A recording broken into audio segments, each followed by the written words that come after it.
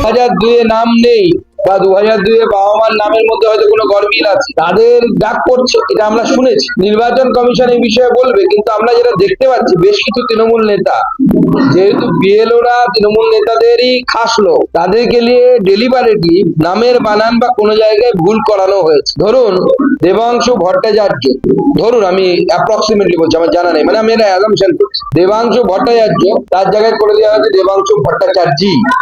এই যে টাইপ করেছে, সেই টাইপটা কিন্তু বিএলও করেছে।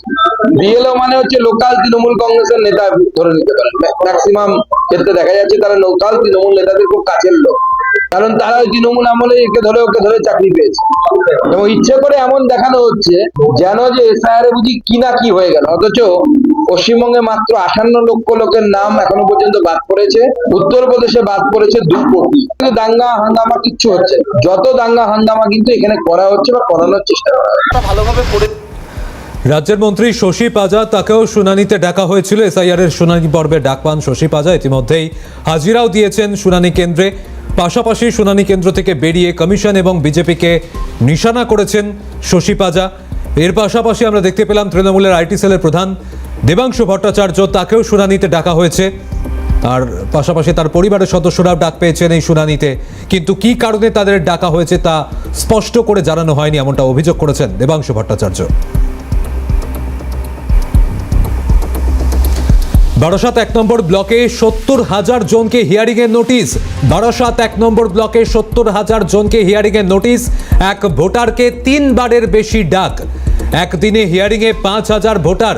15 থেকে 20 কিলোমিটার দূরত্বে হিয়ারিং সেন্টার, চরম হয়রানির অভিযোগ তুলে সরব ভোটাররা।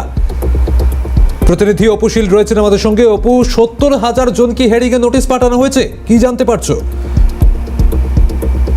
কিন্তু বারাসাত 1 নম্বর ব্লকে 2,62,000 ভোটার রয়েছে, তার মধ্যে 70,000 মানুষকে হিয়ারিং এ ডাকা হয়েছে। শুধু একবার না, অনেক মানুষকে দুবারও ডাকা হয়েছে বলে এমনটাই কিন্তু ওইখানকার ভোটারদের অভিযোগ। এবং তারা কিন্তু একেবারেই নির্বাচন কমিশনের বিরুদ্ধে কিন্তু একেবারে অভিযোগ তুলছে। এবং আজ কিন্তু তাদের প্রায় 5,000 মানুষকে একসঙ্গে ডাকে এবং সেখানে কিন্তু হিয়ারিং পর্ব চলে এবং সেখানে কিন্তু একেবারে চরম হয়রানির ছবি কিন্তু উঠে আসছে। ব্যাপক পরিমাণে ভিড় এবং কেউ কেউ কিন্তু বেশ খানিকটা দাঁড়িয়ে রয়েছে। এবং তাদের যেটা অভিযোগ যে তাদের ওই এলাকার অধিকাংশ বসবাসকারী মানুষই কৃষি কাজের কর্মসঙ্গে যুক্ত এবং সেক্ষেত্রে দাঁড়িয়ে ঘুরে ফিরে গিয়ে কোথাও কেউ হেনস্থার অভিযোগই করা হচ্ছে। ধন্যবাদ অপু। আপনাদের শোনাবো এই ঘটনায় যাদেরকে ডাকা হয়েছে ভোটাররা কি বলছেন, পাশাপাশি পঞ্চায়েত সমিতির সভাপতি তার কি প্রতিক্রিয়া। বাহিনীর রিটায়ার্ড পার্সন তারও পর্যন্ত নোটিশ পাঠিয়েছে, এর থেকে লজ্জার কিছু নেই। আমরা তো এর আগেও ভোটার এদের নিয়ে আমাদের বেশি কাজ হবে। এখন দেখছি যে আমার বাবার নাম থাকা সত্ত্বেও আমাকে তিনবার এই হয়রানির শিকার হতে হচ্ছে।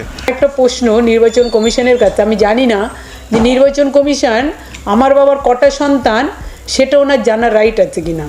আমি আমার এরিয়ায় আমি দেখেছি প্রতিনিয়ত মানুষ ফোন করছে আমার 3টে সন্তান।